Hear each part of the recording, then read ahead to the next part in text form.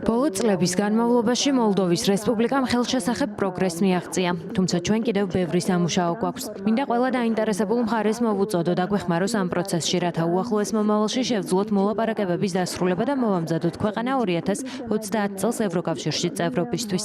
ევრობლოკში მოლდოვის შესვლას ჩვენ განვიხილავთ არა როგორც პოლიტიკურ მიზანს, არამედ სახელმწიფოს სიღრმისეული ტრანსფორმაციის პროცესს, რათა თითოეულმა მოქალაქემ შეძლოს ყველა სარგებლის მიღება. ბევრად უფრო ხარისხიანი სახელმწიფო სერვისები, ბევრად უფრო კონკურენტუნარიანი ეკონომიკა და მტკიცე სამართლებრივი სახელმწიფო.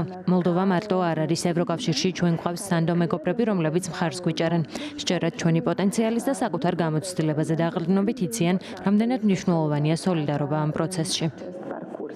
კიშინაუში 3 გზავნილით ჩამოვედი. პირველ რიგში თქვენ სწორ გზაზე ხართ. ეს დადასტურდა გასულ კვირაში, როდესაც ჩვენ გამოვაქვეყნეთ ევროკომისიის ყოველწლიური ანგარიში.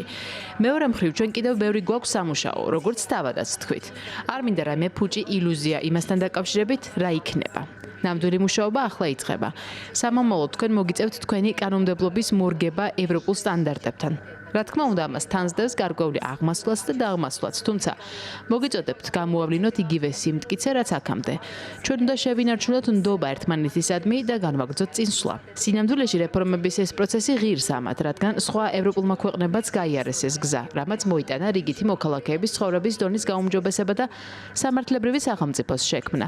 ჩემი მესამე გზავნილი არის ის, რომ ეროვნული ერთობა არის წარმატების გასაღები. მოლდოვაში ბოლო 3 ვიზიტის ფარგლებში შევძელი შეხვედრა მერებთან, ქვეყნის ყველა პოლიტიკური პარტიის წარმომადგენელთან, ბიზნესსა და სამოქალაქო საზოგადოებასთან. ხედავ, რომ მოლდოვა ნამდვილად დიდ იმედებს ამყარებს ევროკავშირზე. ყველა ცდილობს საკუთარი ქვეყნის საუკეთესო მომავლისთვის საზოგადოებრივი ერთობის მიღწევას.